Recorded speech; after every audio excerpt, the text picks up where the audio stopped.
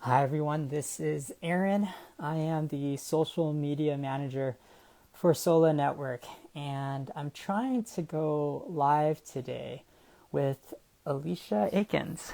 She is the author of this book, Invitations to Abundance. I reviewed it on Sola Network, and I wanted to try to talk to her about this book. Oh, Alicia, I see you right there. I'm going to get you in on this video and we'll get going. Thanks for joining us, everybody. Hi, Alicia. Hey, how are you doing? I'm okay. I'm okay. Hey, is there something blocking the microphone on your? Oh, there you go.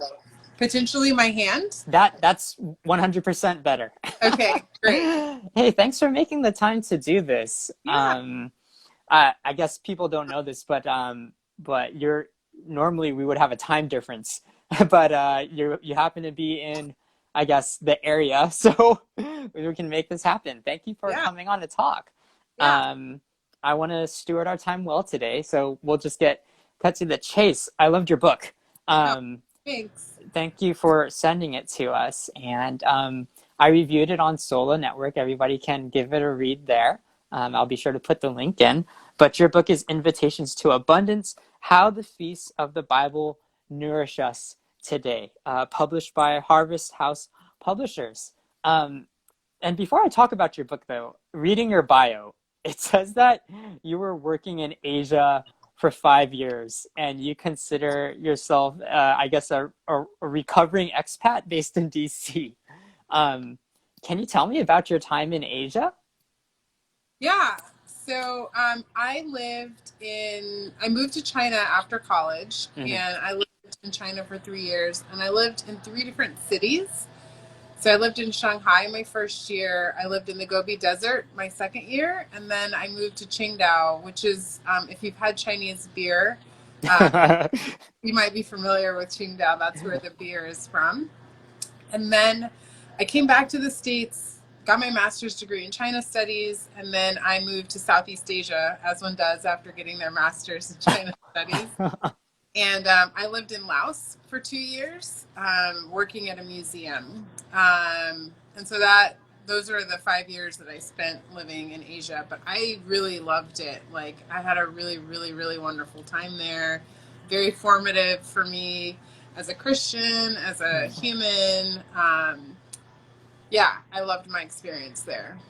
Can we talk about that? How did you get why is China studies? Let's just start from there. Yeah, so I studied music in college, Okay. and I thought I was going to be a music teacher, or I also really liked doing campus ministry, so I thought maybe I'll do campus ministry. Mm. And the church I was attending in college was very much missions focused. And so I had read a lot of missionary biographies about China and things like that. And so I thought, well, maybe I will give this a try. I mean, that's a very long story short. I was very against the idea of going to China originally. I called it the instant conversation killer. Mm. I had a friend who brought it up often, and I just was like, I I'm black. There aren't black people in China. I don't speak the language. Like, this doesn't really seem like my scene. Um, but I learned about ethnic diversity in China, that there's minorities there, and that was really intriguing to me. So I decided to give it a try, and that's how I ended up in the Gobi Desert because there was a school out there for ethnic minorities, sort of like a Chinese HBCU, Sure. but a little bit different. So I was really curious about that aspect of Chinese culture. But thanks to the convincing of a friend, that's how I ended up there in the first place. And I was pretty ignorant about Asian culture before that. And I made some pretty ignorant comments in the beginning of my time there. Mm. But the longer I stayed, I just fell in love with the culture, with even learning about the diversity of the region. How China and Korea and Japan are different from each other, and how the Northeast Asia sort of region is very different from other parts of Asia, and just having my assumptions about the region challenged was a really enriching and rewarding experience for me. And Yeah. so I knew I wanted to study more. So I came back and I thought I want to teach people about this part of the world in some way, especially Black people if I can, because I know there's so little connection between Black people and Asian people, it seems. So I really wanted to do something that would help get raise people's awareness about the region and everything beautiful that I loved about it. So that's why I came back and did grad school focusing on China. I also focused on museums. And so, because I thought museums are a good place to sort of like educate the not the lowest common denominator, but like you can get into museums for free and you don't Hmm. have to like pass an entrance exam. Right, right, Uh, right. and so that was sort of my focus. And that's how I ended up moving to Southeast Asia when I finished, because there was a museum job in Laos. So I worked at a museum there for a couple of years after grad school. Man, what a journey. What a Yeah. journey. I read a little bit about your journey, I think, from your blog, Feet Cry Mercy. Mm-hmm. It's Yep. feetcrymercy.com, right? Yes, So, exactly. yeah, I know you shared a little bit of your story there, but it's such a great story, and like, I don't know, it's amazing how God just kind of guides our paths, literally, you Yeah. know? And maybe we can talk about this later when we dive into your book and God's calling for the nations, I guess, to feast together. But I wanted to talk about your book. And the first thing I guess that we can talk about is what gave you the idea for this book? Like, what is it about the biblical feasts that intrigued you? I mean, honestly, that's a nerdy type of thing, right? So like, I love that type of stuff. Huh. And I just want to know, like, what made you look into this type of thing? Yeah. That's funny. You called it a nerdy kind of thing. I love it. I love it. It's so awesome. It actually, like, long story short, came the book's idea developed out of a period of personal scarcity. I Hmm. had been living in DC for about 2 years, and then I lost my job, and I Okay. was out of work for about a year and a half. And I really grappled during that time with what does it mean that all of the promises of God are still true for me in this period where it seems like nothing is working as I would like to? What does it mean that God is enough when it seems like I don't have enough? And how does the abundant life kind of jive with my current experience of scarcity? Hmm. And so during that time, there were a couple of months that I couldn't pay rent on my own. My church paid my rent one month, and my mom paid my rent another month.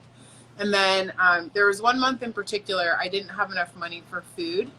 And I was kind of just scrounging around my house for coins and stuff like that to buy junk food at the dollar store because it was cheap there. Oh my goodness. And at the end of that month, it was in November, I had just gotten my first unemployment check, and my credit card security had been compromised. So I had gone to the grocery store to get like my one contribution to a friend's giving, and my card got like declined because there had been like a security breach. And I was like, I haven't had any money like this whole month, and I Oh finally got no. money, my card doesn't work. Yeah. And so I get to I called my card company. They let me make that one purchase, and then they like shut my card down after that, and Hmm. sent me a new one. But when I got to the dinner at my friend's house, he asked everyone around the table, "What makes you feel rich?" Hmm. And it wasn't a kind of Sunday school answer. I think maybe in other times in my life I would have answered like Hmm. God and not really understood what that meant, Sure. or just said it as like a right kind of answer. But I really felt like, as I was thinking about all of the stuff I didn't have, Yeah. that God really did make me rich. Yeah. And that same friend the next year asked me if I would write a blessing for his Thanksgiving. And Okay. I was taking Hebrew at the time and also reading Jeremiah. And there's a passage that says, "I will feast the souls of the priests with abundance." Hmm. And so I started to look into what does it mean to feast someone's soul, and Hmm. why this imagery? Why would God choose to feast anyone's soul? Like, what does that mean? Yeah. And so that's sort of how I begun my exploration of the imagery of feasting in the Bible. And then as I continued to read, I continued to see it pop up in different places. Right.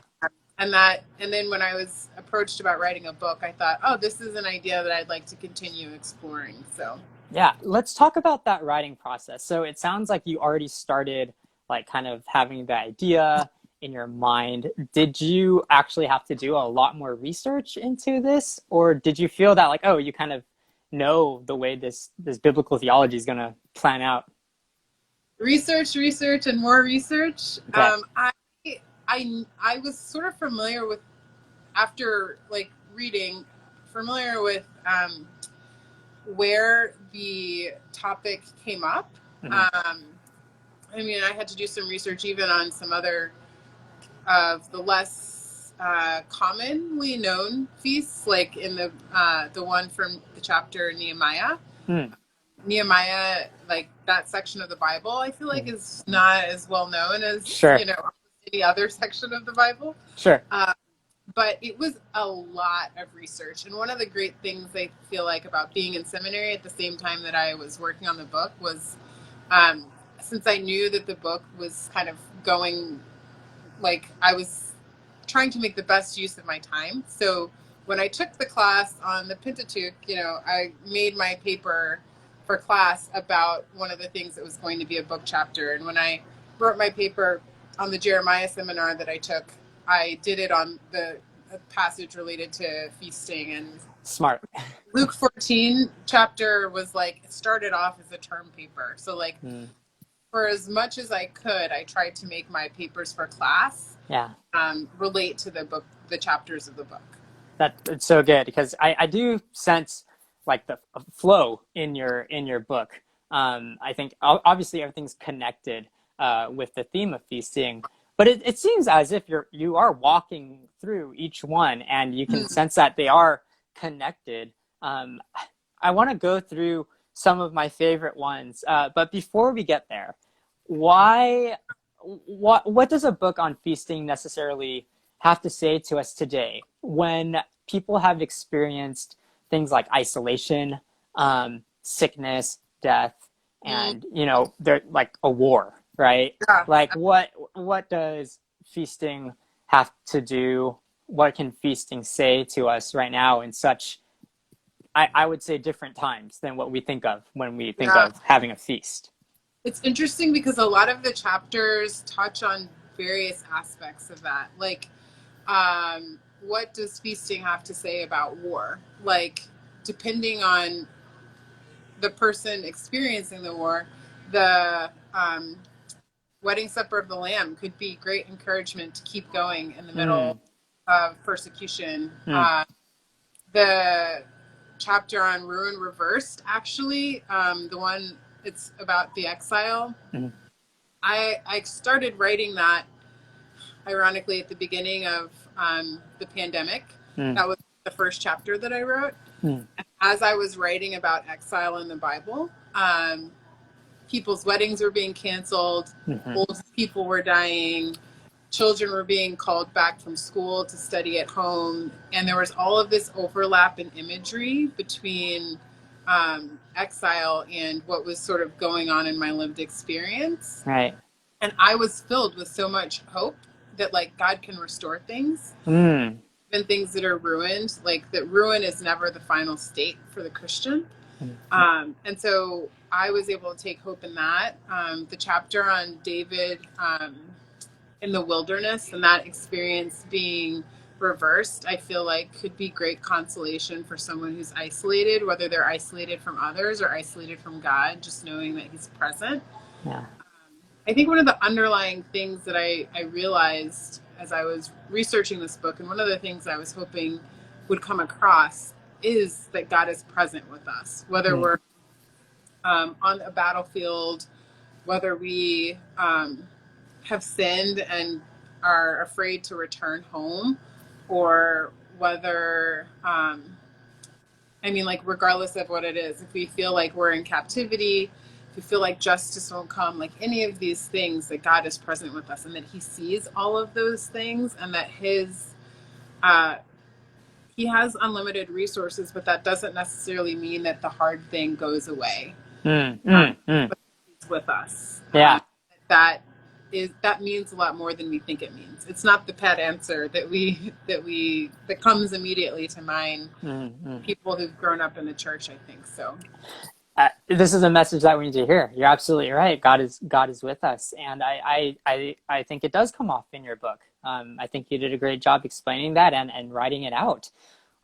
One of my favorite chapters that stood out to me was the chapter on Psalm 23. Obviously, a really beloved psalm, but you don't focus necessarily on the beginning of that psalm, where the Lord is my shepherd. You go into the later part of the song where it says, "You prepare a table before me."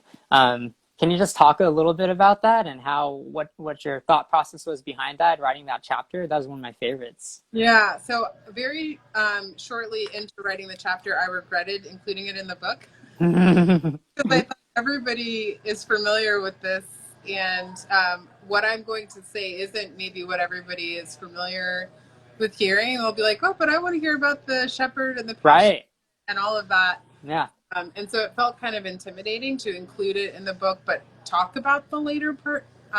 So I think one of the things that was really exciting about writing that chapter is thinking about how we define victory and what we think it means and what it means from a biblical perspective. And even though Psalm 23, depending on your hermeneutic, is or is not about Jesus, like thinking about Christ as the model for victory, what that means for us. And so a lot of it is a sense of peace that we get knowing that God is with us in our battles, knowing that we don't fight our battles the way that the world does, and that that victory for us, if we're walking with Christ, often looks like the same kind of victory that he won, and that didn't look like a victory to many people.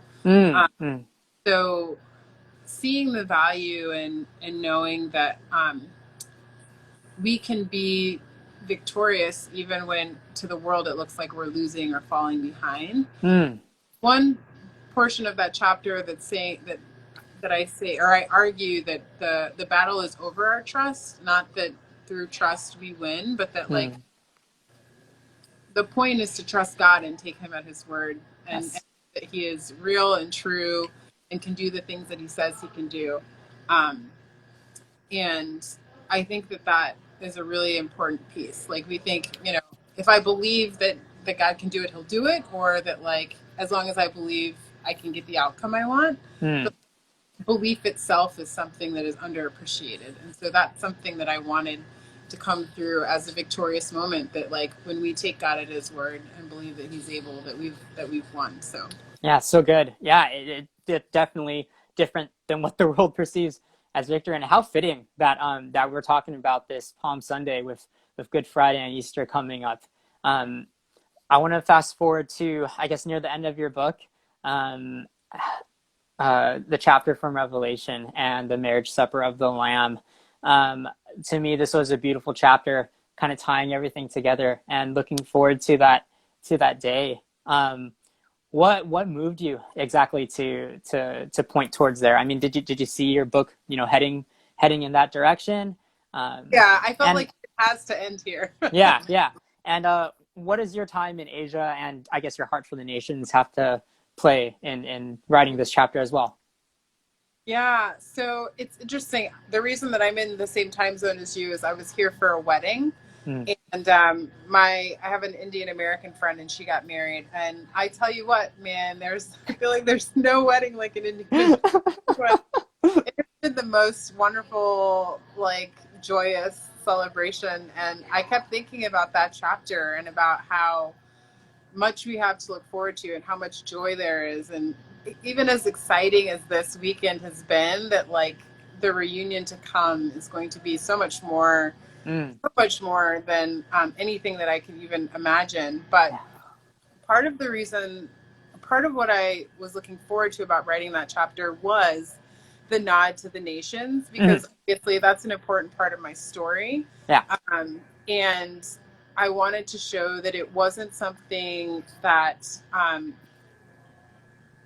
afterthought, but that it's something that's sort of built into the story of redemption from the beginning. Yes. And I also really wanted to speak to, I mean, I lived and I worked in China, Mm. and I met Christians there who had never been able to worship out loud freely, and Mm. who had whose faith could bring persecution, like real persecution, not a loss of privilege like we often think of in the United States, Mm. actual persecution.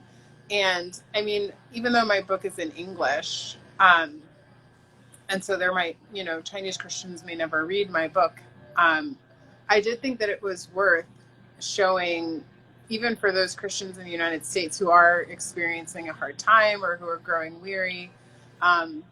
I think I described it as being one leg in a long relay. Like, Mm. Mm. Mm. even if we don't see the end result of all it is that we hope and work for, that like we're part of a larger story of Christians who've endured, and the endurance is possible through the message of that book. Yeah. So, Yeah. But what a beautiful picture. And I look forward to that day. Man, Alicia, thank you so much for writing this book. And thank you for talking to me about some of your process and just your thoughts behind it. I really hope that a lot of people pick this up. And who knows, maybe we'll get translated into Chinese or something, you know? Yeah. amazing. Um, yeah. Thank you so much, Alicia. I I hope that you have a safe trip back, and I'll talk to you soon. Okay, thanks so much for Bye, having me. Alicia. Bye. Bye. Bye.